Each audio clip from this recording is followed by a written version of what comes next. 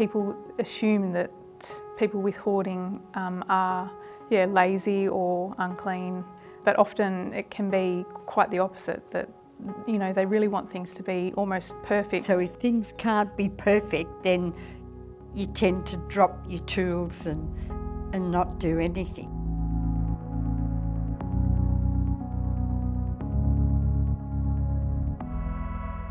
Thank you, Judy, so much for talking to us today about your experience with hoarding. Welcome, and I thought I'd start off by asking you to tell us a little bit about yourself and your journey with hoarding. Yes, I'm very happy to share. I'll go right back to the beginning of my life when I was very poor and we didn't have many clothes or toys.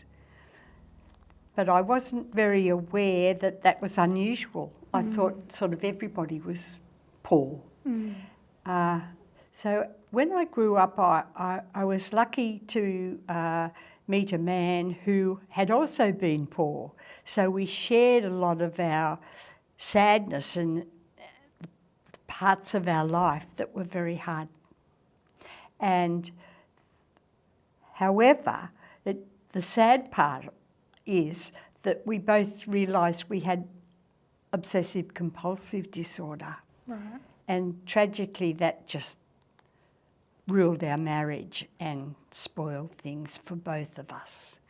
So Judy, can you tell me what helped with managing your hoarding? It was when a friend of mine came to my house and said, "You have a lot of stuff." And I remember being, "Oh, stuff. Oh, okay." But after she'd gone, I realised that I did have a lot of stuff. The house was cluttered. And she later invited me to a conference by Rocco Crino, who is a specialist in anxiety and hoarding. And when I went to his lecture, I knew he was just talking to me. That was me. So the penny dropped, and he offered a 12-week course with his staff member who was a PhD student. And I made amazing recovery there with just the 3-box practice. Right. And you place in one box what you want to keep, and you place in another box what you're prepared to throw away, and then the third box you place in there something you might think about. And so you would think about that and maybe toss it out a week or two later or keep it. But it was a great process that worked really well. And breaking it down to be really small, in small parts. Yes. And what would you say to staff or consumers of our service about how in society there's often stereotypes or misunderstandings about people with hoarding? Yes, yes. That's true. Words of judgment are awful, and television programs too sensationalise it. The media also goes on the wrong track because they tend to reflect society's attitudes and society's criticisms. And people think that hoarders are dirty people, unclean in their house, and also they think that they're lazy. But that is not necessarily the case, because with my obsessive compulsive disorder, I started off being really fussy and cleaning the house madly. It wasn't until after I had my babies that the fatigue and it caused me then to switch, and I changed, and I didn't care about that side of things. And that was a way of dealing with it. Yeah, quite a few people say that people assume that people with hoarding are lazy or unclean, but often it can be quite the opposite, that they really want things to be almost perfect and have That's perfectionistic exactly right. So if things traits. can't be perfect, then you tend to drop your tools and not do anything. Yes. Judy is passionate about promoting a positive image of people with hoarding behaviour, and we thank you for coming all the way from Canberra to speak to us today.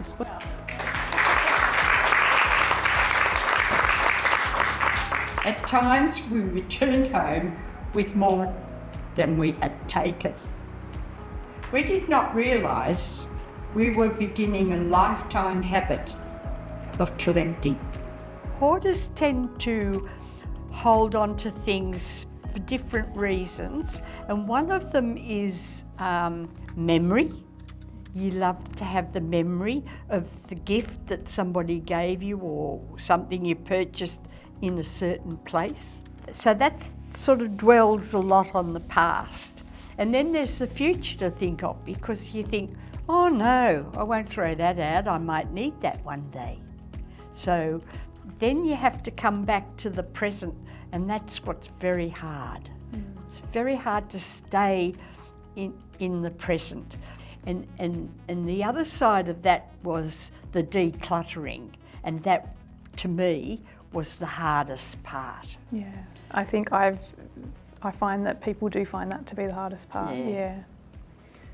And Judy, did you have people help you with decluttering in your home, or was it just the buried in treasure? I wouldn't allow anybody. Do you think that would have helped you at No, any point? sorry. It's good to know. It's good to know. I know that people do it. I've seen it on television. I saw it on that Insight on SBS, that the girl said to him, do you want this? No, you don't. Good, throw it out.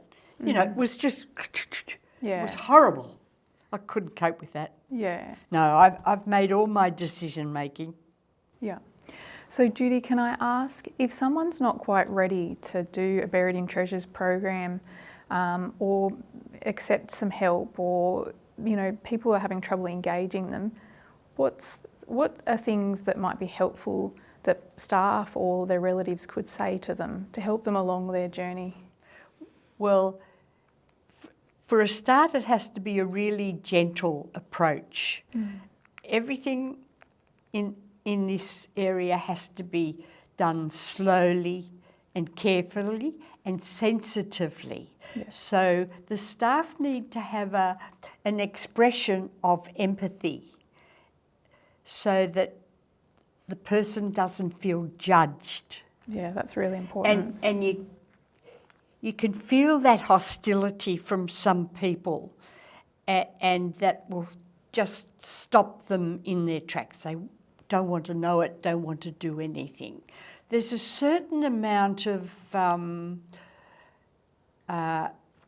raising of your self-esteem.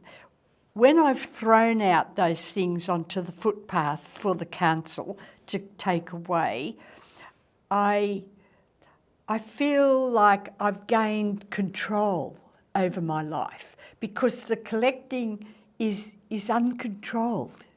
You just can't stop yourself from collecting. One thing that people want to know from me is, is that something that gets easier over time or with practice, or is that something that's a really difficult thing always?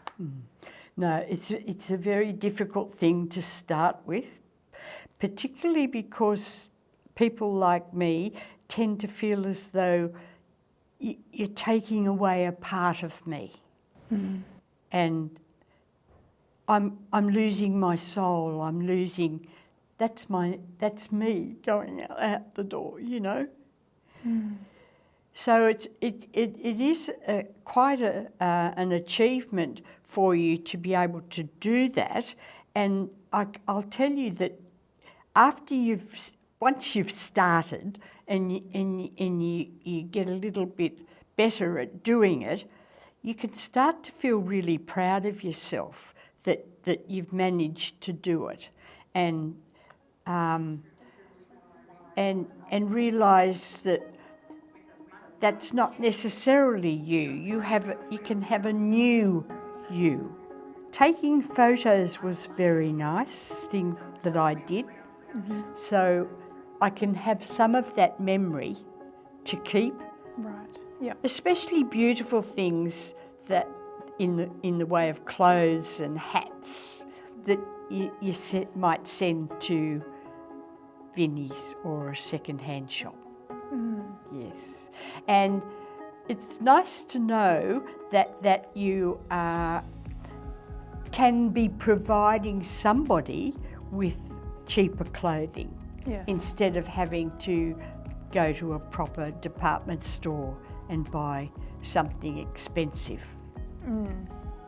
Yeah. So often I speak to people and they're worried about doing the buried in treasures or cognitive behavioural therapy for hoarding in a group situation. What would you say to people about the therapy in a group? It would be a pity for them not to be challenged and to go into it, because there's a lot of benefit from hearing other people's stories. I found that I was very committed to the program. I really loved going. I woke up in the morning and there's no way I would think, I don't feel like going today. I had to go. I felt like they being my family and friends now, they need my support and I need their support. They need to know what I've done during the week and what I've overcome, because that inspires them. Or I need to hear what Joe Blow has done and I think, oh wow, I could do that. That's where it comes from. That's the awakenings that can occur from going each week. You have to have that continuity. I think if you miss a week or 2 weeks, it would be very hard. You would tend not to go. It is a very big commitment, but it's so worth it.